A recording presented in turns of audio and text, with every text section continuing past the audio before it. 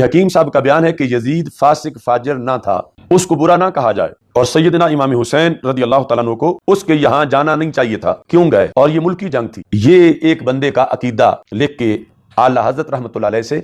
اس کا حکم پوچھا گیا، اور ساتھ اسی حکیم کے بارے میں لکھا ہے کہ دوسرا یہ کہ نماز فجر کے بعد مسلمانوں نے ان سے مصافحہ کرنا چاہا، اس حکیم سے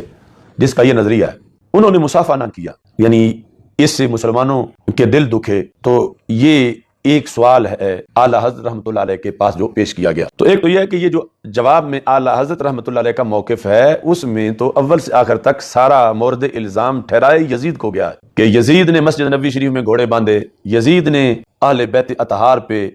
ظلم کیا، اور یہاں تک کہ اعلیٰ حضرت کہتے ہیں کہ مدینہ طیبہ کی پاک دامن پارسائیں 3 شبانہ روز اپنے خبیث لشکر پر حلال کر دیں، یعنی وہ یزید کا جو مدینہ منورہ پہ حملہ تھا۔ رسول اللہ صلی اللہ علیہ وسلم کے جگر پارے کو 3 دن بے آب و دانہ رکھ کر ماں ہمراہیوں کے تیغ ظلم سے پیاسا ذبح کیا۔ مصطفیٰ صلی اللہ علیہ وسلم کی گود کے پالے ہوئے تنے نازنین پر بعد شہادت گھوڑے دوڑائے گئے، یعنی سیدنا امام حسین رضی اللہ تعالی عنہ کے تمام استخوان مبارک چور ہو گئے۔ شرع انور کے محمد صلی اللہ علیہ وسلم کا بوسہ گا تھا کاٹ کر نیزہ پر چڑھایا اور منزلوں پھرایا، یعنی یہ مظالم بیان کیے، اور ان میں یعنی ہر چیز کی جو تفصیلی نسبت ہے وہ ساری یزید کی طرف کی، اور پھر کہا کہ پھر اس خبیث کے دربار میں خواتین اہل بیت کو لایا گیا۔ تو یہاں یہ جو اس کا سوال ہے اس کے اندر کیا کیا باتیں کی گئیں؟ ان باتوں میں ایک یہ ہے کہ یہ ملکی جنگ تھی، ملکی جنگ تھی، یعنی یہ کوئی جہاد فی سبیل اللہ نہیں تھا، یہ کوئی دین کی حفاظت نہیں تھی۔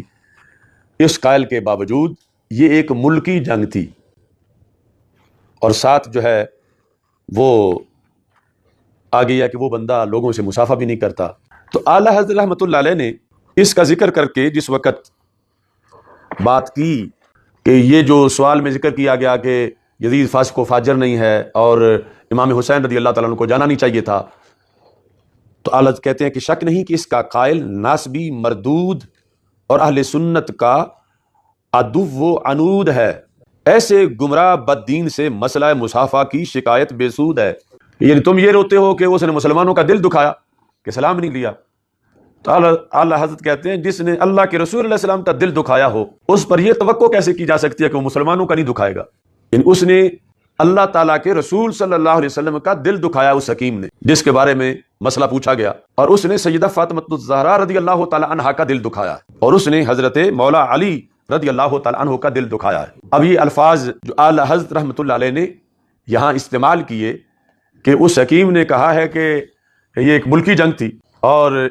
ان لفظوں کو یعنی امام حسین رضی اللہ تعالی عنہ کو اور کوئی اس نے سری گالی نہیں دی، یعنی یہ کہا کہ وہ فاسق و فاجر نہیں تھا یزید اور انہیں جانا نہیں چاہیے تھا، اور یہ ایک ملکی جنگ تھی۔ تو اعلیٰ حضرت کہتے ہیں کہ ایسے گمراہ بد دین سے مسئلہ مصافحہ کی شکایت بے سود ہے۔ وہ کون؟ حکیم جو تھا جس کا عقیدہ سوال میں مذکور ہے، کہ اس سے تم یہ شکایت کر رہے ہو کہ مصافحہ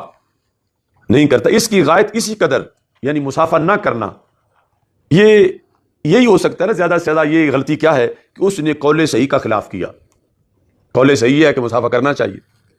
اور بلا وجہ شرعی دستکشی کر کے یعنی اپنا ہاتھ پیچھے کھینچ کے سلام نہ لے کے ایک مسلمان کا دل دکھایا، زیادہ سے زیادہ یہی ہوا ہے۔ مگر وہ تو ان کلمات ملعونہ سے، اب سوال میں جو کلمات ہیں کہ جن کے اندر جو سر فہرست قابل اعتراض بات جو ہے وہ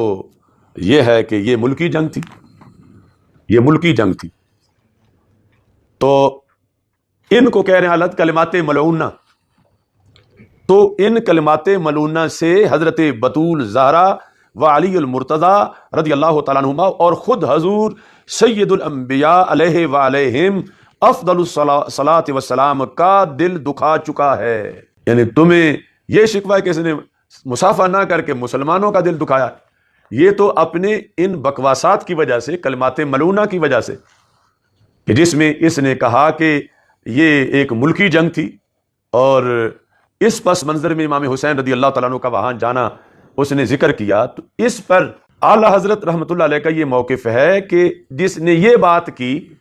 وہ اتنا کم بخت انسان ہے کہ جو رسول پاک صلی اللہ علیہ وسلم کا بھی دل دکھا چکا ہے، یعنی حضرت سیدہ فاطمہ رضی اللہ تعالیٰ عنہ کا، حضرت مولا علی رضی اللہ تعالیٰ عنہ کا، اور خود حضور سید الانبیاء علیہ وآلہ افضل الصلاۃ والسلام کا دل دکھا چکا ہے، اللہ واحد و قہار کو ایذا دے چکا ہے۔ تو یہ الفاظ اصل خلاصہ ہیں سارا سوال کی وضاحت کا، یعنی اعلیٰ حضرت رحمۃ اللہ علیہ کا اس حد تک یعنی موقف ہے یزید کے مقابلے میں کہ اس کی اتنی سی حمایت جیسے اس قائل نے کی ہے، اس حمایت کا، اور امام صاحب کے بارے میں، امام حسین رضی اللہ تعالیٰ عنہ کے بارے میں صرف یہ کہنا کہ ملکی جنگ تھی،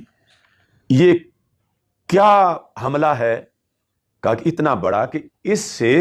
حضرت فاطمہ رضی اللہ تعالیٰ عنہ کا دل دکھایا گیا ہے، حضرت مولا علی رضی اللہ تعالیٰ عنہ کا دل دکھایا گیا ہے، خود رسول پاک صلی اللہ علیہ وسلم کا دل دکھایا گیا ہے، بلکہ اللہ تک مسئلہ پہنچا ہے کہ اللہ تعالیٰ کو ایذا دی گئی ہے۔ اور اس کے بعد آپ نے لکھا والذین یؤذون رسول اللہ لہم عذاب علیم، جو اللہ اور اللہ کے رسول صلی اللہ علیہ وسلم کو اذیت دیتے ہیں ان کے لیے دردناک عذاب ہے۔ ان الذین یؤذون اللہ ورسولہ لعنہم اللہ فی الدنیا والآخرہ وأعد لهم عذابا مہینا۔ تو یہ مزاج ہے اعلیٰ حضرت رحمۃ اللہ علیہ کا۔